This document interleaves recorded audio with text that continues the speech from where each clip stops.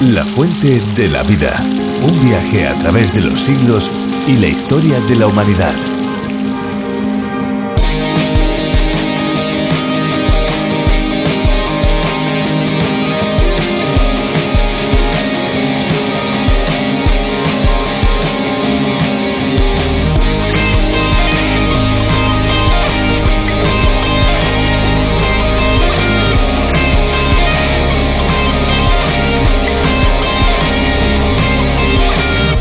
Hace pocos años solo algunas mujeres conocían el uso del agua micelar. Antes estaba considerado más un producto de culto entre tops y expertas en belleza que una opción generalizada para la limpieza de la piel del resto de los mortales. Sin embargo, durante los últimos años prácticamente todas las marcas de belleza han lanzado su versión de agua desmaquillante, catapultando a este producto al Olimpo de lo que podríamos decir los grandes favoritos para muchas mujeres.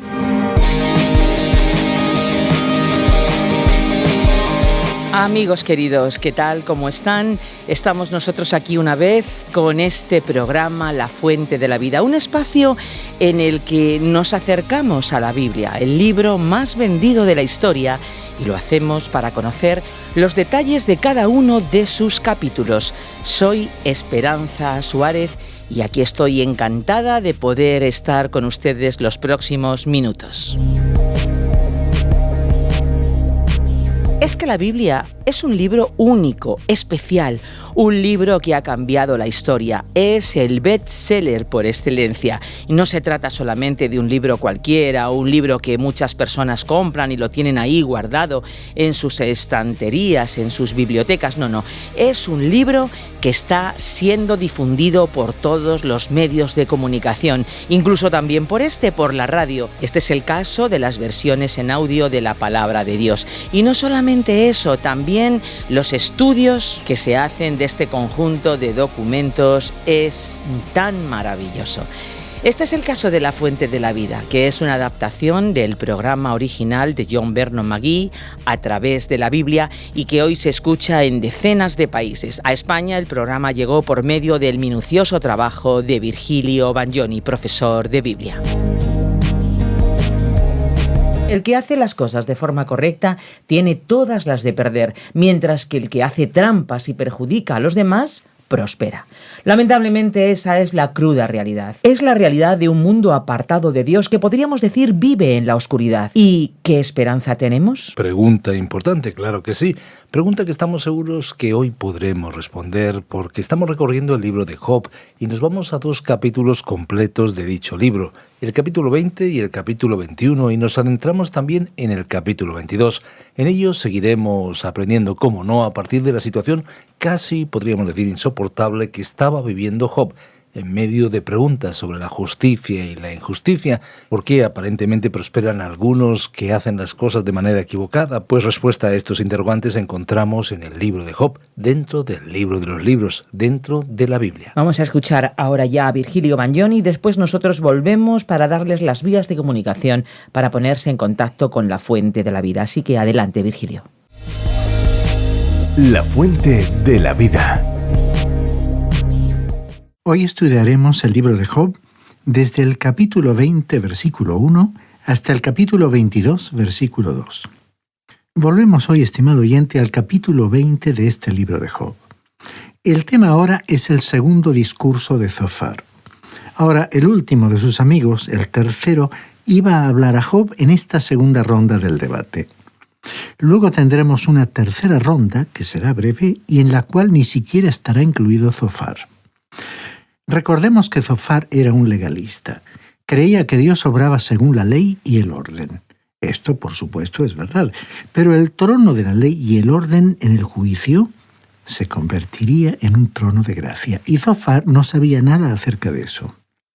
Hoy quizás diríamos que Zofar tenía una mente científica. En nuestra época, él pensaría que uno puede colocar la vida en un tubo de ensayo y ésta surgirá de una manera determinada. Él decía que las cosas nunca pueden cambiar y que permanecerán tal como están desde la fundación del mundo. Él no sabía nada sobre la gracia y misericordia de Dios. Comenzó su intervención enérgicamente, aunque su estilo no impresionó tanto como antes, aunque fue más cruel de lo que había sido anteriormente. Sabía cómo golpear con dureza y lo hizo con Job, previendo que posiblemente esta sería su última ocasión de hacerlo. Aunque no introdujo nada nuevo en sus argumentos, se apoyó en su antigüedad y recurrió al mismo legalismo. Se aferró a la teoría de que Job era una mala persona debido a la ley que establecía que los malvados debían ser castigados. Y este fue su énfasis en esta exposición. Leamos los primeros 3 versículos de este capítulo 20. Respondió Zofar el Naamatita y dijo: Por cierto, mis pensamientos me hacen responder y por eso me apresuro. He escuchado una reprensión afrentosa y mi inteligencia me inspira la respuesta. Aquí vemos que no le importó destacar que estaba más calificado que su oponente, y se preparó para presentar su caso con el mismo tipo de argumento que había usado anteriormente. Iba a repetir lo que él consideraba un hecho establecido por su antigüedad. Ahora, ¿de qué se trataba? Bueno, leamos el versículo 4 de este capítulo 20. ¿No sabes que siempre fue así, que desde el tiempo en que fue puesto el hombre sobre la tierra? Aquí está entonces su conclusión específica que él había colocado, por así decirlo, en la probeta de ensayo en el pasado, y que había resultado ser cierta. Y en el versículo 5 dijo: La alegría de los malos es breve, y el gozo del impío solo dura un momento. Este era un principio establecido desde la antigüedad. Pues bien, aquí debemos hacernos esta pregunta: ¿cuánto dura un momento? ¿Es corto? ¿Es largo? ¿Cuán largo es el momento de un hipócrita? A veces parece que las personas malvadas duran mucho tiempo, pero también es cierto que finalmente les llega el juicio. Y continuó diciendo en los versículos 6 y 7, aunque se enaltezca hasta el cielo y su cabeza toque las nubes, como su estiércol, perecerá para siempre. Y los que lo hayan visto dirán, ¿qué es de él? Aquí vemos que Zofar también podía expresarse con dramatismo. El lenguaje es magnífico en este libro. Muchos leen el libro de Job por su lenguaje expresivo, aun cuando quizás no lean ningún otro libro de la Biblia. Finalmente, los malos perecerán. Grandes personajes de la historia que dejaron una estela de muerte y desolación, algunos de ellos por mucho tiempo, han desaparecido y van cayendo en el olvido. Veamos ahora los versículos 8 al 10. Como un sueño volará y no será hallado, se disipará como una visión nocturna. El ojo que lo veía nunca más lo verá, ni su lugar lo conocerá más. Sus hijos solicitarán el favor de los pobres y sus manos devolverán lo que él robó. A veces pareciera que el ser humano es el mayor fracaso del universo de Dios, si consideramos la brevedad de su vida. Se nos habla de la antigüedad de algunas rocas en la tierra y también de las que provienen de la luna. Y el hombre no ha estado en este universo por mucho tiempo. Ha llegado un poco tarde. Estimado oyente, si no hubiera una eternidad delante de nosotros, entonces, como hemos dicho, el hombre sería el mayor fracaso de Dios. Su vida dura tan poco, se desvanece como un sueño. Creemos que merece la pena vivir la vida cristiana en este mundo, aunque considerándola en su totalidad, a veces sintamos en nuestro corazón como una sombra de desilusión. ¿Por qué? Porque anhelamos la eternidad. Dios ha puesto ese sentimiento de eternidad en nuestros corazones y allí está, y el hombre seguirá avanzando hacia la eternidad. Ahora, Zofar dijo que Job no solo era un impío, sino que además lo llamó hipócrita. Toda su exposición describe la caída de un hombre malvado. Dijo que esta clase de persona podría lograr ser importante, pero que eso quería decir simplemente que su caída sería aún mayor. Su implicación era que eso es lo que le había sucedido a Job. Continuamos leyendo esta exposición en los versículos 11, 15 y 19 al 21. Sus huesos llenos aún de su juventud yacerán con él en el polvo. Devoró riquezas, pero las vomitará. Dios las sacará de su vientre. por cuanto quebrantó y desamparó a los pobres y robó casas no edificadas por él. Por eso no tendrá sosiego su vientre ni salvará nada de lo que codiciaba. Nada quedó que él no devorara, y por eso su bienestar no será duradero. Él estaba sugiriendo que tal persona era como el combustible, que sería consumida, y como una mala visión o un sueño que desaparecería. Su maldad era como algo dulce que guardaba debajo de su lengua, pero que se convertiría en amarga hiel en su interior. Sería como la comida que comía, pero Dios le obligaría a vomitarla, es decir, a devolver todas las riquezas que había conseguido injustamente, y que Él también le obligaría a restituir todo lo que quitó a sus víctimas. Luego dijo en el versículo 23, «Cuando se ponga a llenar su vientre, Dios enviará sobre él el ardor de su ira, y la hará llover sobre él y sobre su comida. Y aunque nada escapará a su codicia, se verá reducido a la pobreza. Y lo peor es que Dios haría caer sobre él la furia de su ira». Veamos la descripción tremenda de los versículos 26 al 28. Una total tiniebla está reservada para sus tesoros. Un fuego no atizado los consumirá y devorará lo que quede en su morada. Los cielos descubrirán su iniquidad y la tierra se levantará contra él. Los renuevos de su casa serán llevados de allí, serán esparcidos en el día de su furor. Dice aquí, un fuego atizado los consumirá. En otras palabras, que él se convertiría en una llama ardiente y toda su prosperidad se consumiría en las llamas sin que hubiera una vía de escape. Y lo resumió todo diciendo en el versículo 29, «Esta es la suerte que Dios prepara al hombre impío, la herencia que Dios le señala por su palabra». La implicación era, por supuesto, que el hombre impío era Job. Escuchar esto fue un trago amargo para un hombre en la condición de Job, pero Job estaba preparado para responderle. Se iba a defender a sí mismo y, como veremos, se iba a defender a sí mismo y con energía. Y llegamos así al capítulo 21 del libro de Job. El tema ahora era la sexta respuesta de Job, y vemos que aún era capaz de dar una respuesta. Creo que habría sido mejor que no hubiera tratado de responder a la acusación brutal de Zofar, pero vemos que iba a defenderse otra vez. Lo que en realidad él iba a decir es que se estaba cansando de oír las acusaciones falsas que ellos estaban presentando y que él ahora apelaría a un tribunal superior. Estaba de acuerdo con ellos en que los malvados serían castigados, pero insistiría en que la exposición escuchada no se aplicaba a su caso. Así es que comenzó diciendo en los versículos 1 al 3 del capítulo 21. Entonces respondió Job y dijo, «Oíd atentamente mi palabra y al menos dadme consuelo. Toleradme y yo hablaré, y burlaos después que haya hablado». Aquí vemos que teniendo en cuenta su situación y lo que había escuchado, comenzó a hablarles con moderación. Y entonces dijo en el versículo 4, «¿Acaso me quejo yo de algún hombre? ¿Y por qué no se ha de angustiar mi espíritu?». Era evidente que él no se estaba quejando ante los hombres, sino que estaba apelando a Dios. Y dijo en el versículo 5, «Miradme, espantaos y tapaos la boca con la mano». En otras palabras, les estaba diciendo que se callaran la boca. Y continuó en los versículos 7 al 10. ¿Por qué viven los impíos y envejecen y aún crecen sus riquezas? Su linaje se robustece ante su vista y sus descendientes están delante de sus ojos. Sus casas están libres de temor, ningún azote de Dios viene sobre ellos. Sus toros engendran sin fallar y sus vacas paren sin que su cría se malogre.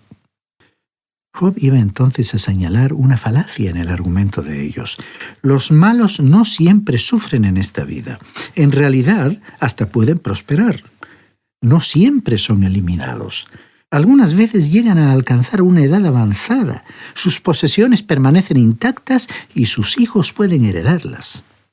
Y añadió en los versículos 11 al 13. Salen sus pequeñuelos como en manada, sus hijos andan saltando, saltan al son del tamboril y de la cítara, se regocijan al son de la flauta.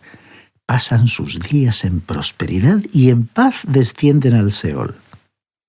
Y él les estaba diciendo: ellos tienen gran cantidad de hijos, bailan, se divierten, se alegran, ellos lo pasan muy bien y disfrutan plenamente de la vida.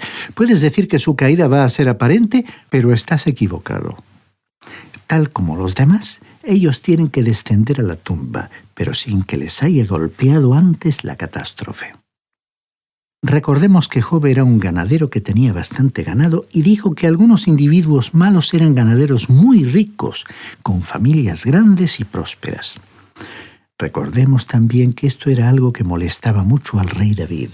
En el Salmo 37, versículo 35, dijo: «Vi yo al impío sumamente enaltecido y que se extendía como laurel verde». Sin embargo, también se dio cuenta de que Dios actuaba finalmente con juicio para los malvados.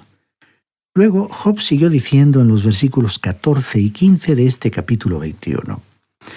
«Pese a que dicen a Dios: apártate porque no queremos conocer tus caminos. ¿Quién es el Todopoderoso para que lo sirvamos? ¿De qué nos aprovechará que oremos a Él?». Ellos eran impíos, no querían a Dios. De modo insultante decían que no necesitaban a Dios ni deseaban saber su voluntad. ¿Qué iba a darles Dios que ellos no pudieran conseguir por sí mismos? Y leemos entonces el versículo 16. «Pero el bien de ellos no está en sus propias manos. Lejos esté de mí el consejo de los malvados». Job estaba diciendo: yo no pertenezco a esa clase de gente, yo no soy uno de los impíos. Lo que tú estás exponiendo como una verdad inevitable no siempre resulta ser cierto. Además, aunque fuera cierto, no se aplica a mí. Luego dijo en el versículo 17: «¿Cuántas veces la lámpara de los impíos es apagada y viene sobre ellos su quebranto? Y Dios en su ira les reparte dolores». Estos signos de admiración probablemente deberían ser signos de interrogación, pero de cualquier manera él estaba diciendo que los malvados no tenían más problemas que los que una persona normal tendría. Y en los versículos 18 al 20 dijo: «Son como la paja delante del viento, como el tamo que arrebata el torbellino. Dios guarda para los hijos de ellos su violencia. Él le dará su merecido para que aprenda. Verá con sus propios ojos su quebranto y beberá de la ira del Todopoderoso». Sin embargo, la muerte no hace acepción de personas y llega el momento en que la muerte golpea a la puerta del impío. Llegará el momento del juicio, cuando él beberá de la ira del Todopoderoso. Y así Job les mostró a sus amigos que los proverbios de ellos no siempre eran ciertos. Pero eso no quería decir que Dios no iba a juzgar a los impíos algún día. Estos podrán disfrutar de todos los placeres disponibles, porque esa será la última oportunidad que tengan de disfrutar algo, porque finalmente van a ser juzgados. No hay ninguna duda de que Job confiaba en que Dios iba a juzgar a los malvados, y continuó diciendo en los versículos 29 y 30. ¿No habéis preguntado a los que pasan por el camino? ¿No habéis conocido su respuesta, que el malo es preservado en el día de la destrucción y que estará a salvo en el día de la ira? Dios tiene su día para el juicio de los malvados. Él permitirá al pecador pasárselo en grande, si eso es lo que él quiere hacer. Es que Dios es misericordioso y paciente. La bondad y la paciencia de Dios deberían llevar a las personas al arrepentimiento. Recordemos que Job dijo que el malo es preservado en el día de la destrucción. Y eso es lo que Job le respondió a Zofar. Debemos decir que fue una respuesta muy buena, pero veremos que él aún estaba tratando de justificarse a sí mismo. No había ningún pensamiento de arrepentimiento en esta respuesta de Job. Y llegamos así al capítulo 22 del libro de Job, versículos 1 y 2. Aquí el tema es el tercer y último discurso de Elifaz, al ser esta la tercera vez que estos hombres se enzarzaban en una batalla intelectual. Esta lucha intelectual y espiritual emocionaba a la gente de aquella época. Pensamos que no eran civilizados. Sin embargo, en nuestra época tan culta y civilizada, damos un enorme énfasis a lo material, a lo físico, y fallamos al no enfatizar la reflexión espiritual. Recordemos que Elifaz fue el hombre que había tenido una notable experiencia. El que tuvo aquella extraña y misteriosa visión. Era un espiritualista. Él siempre enfatizaba lo que había visto. Leamos pues los primeros 2 versículos de este capítulo 22 del libro de Job. Respondió Elifaz el temanita y dijo: ¿Podrá el hombre ser de provecho a Dios? Si acaso solo para sí mismo es provechoso el hombre sabio. La misma naturaleza de la pregunta revelaba que el hombre no podía serle a Dios de ningún provecho. Elifaz estaba preguntando: Job, tú piensas demasiado de ti mismo, pero ¿qué supones que piensa Dios de ti? Él creía que Job estaba actuando como si Dios pudiera sacar algún beneficio de su conducta y que si él no le estuviera conteniendo, Job podría convertirse en alguien demasiado fuerte ante Dios. Él creía que por tal motivo Dios estaba sujetando a Job. Debemos decir que Elifaz aquí estaba completamente equivocado. Y esto ciertamente no era de mucho consuelo para un hombre que en este preciso momento necesitaba mucha ayuda e iluminación del cielo. Estimado oyente, hoy nos hemos enfrentado otra vez con el enigma de la prosperidad de los malos y los sufrimientos de las personas que no hacen daño a nadie. Misterio que ha preocupado a muchos desde los tiempos bíblicos hasta hoy. Pero, aparte lo que ya hemos dicho al respecto, recordamos las palabras del libro de los Proverbios, capítulo 16, versículo 25. Hay camino que al hombre le parece derecho, pero es camino que lleva a la muerte. No nos dejemos llevar por las apariencias. Dios es justo y juzgará a su debido tiempo. Mientras tanto, Él tiene bondad, paciencia y quiere mostrar su gracia y misericordia. Por ello envió a su Hijo a morir a una cruz por usted y por mí. El juicio sobre el pecado fue ejecutado sobre Él para que usted, mediante un paso de fe, acepte el don de la salvación y la vida eterna, creyendo en Él como su Salvador. Estimado oyente, le invitamos a decidirse por la vida, es decir, por el Señor Jesucristo.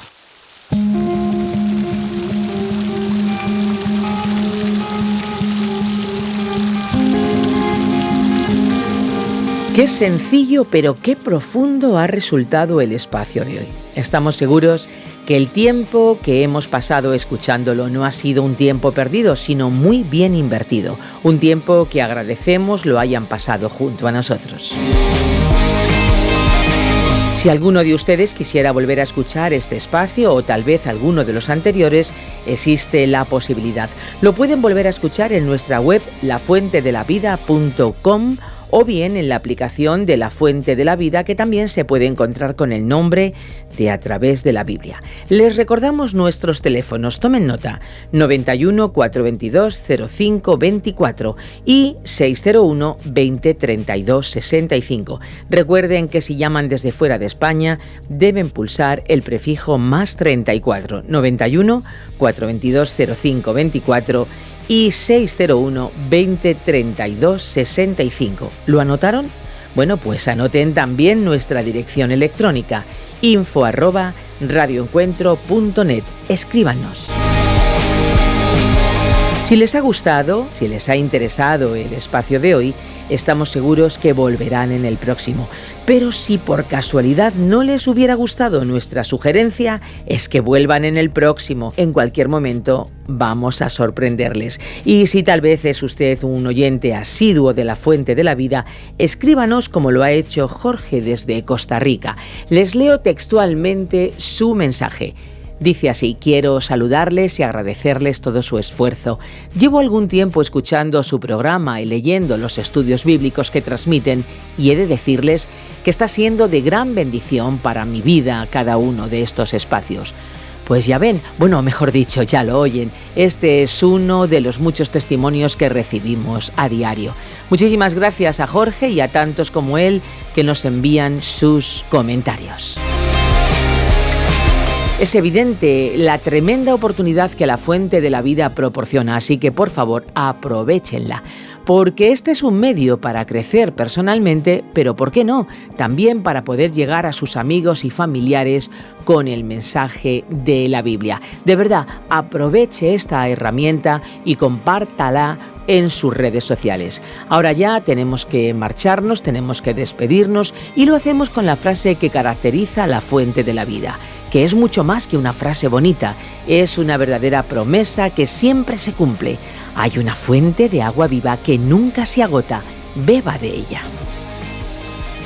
Espero que te haya gustado este episodio de La Fuente de la Vida. Por favor, no te olvides de suscribirte al canal. Hasta la próxima. Este ha sido un programa de Radio Transmundial producido por Radio Encuentro, Radio Cadena de Vida.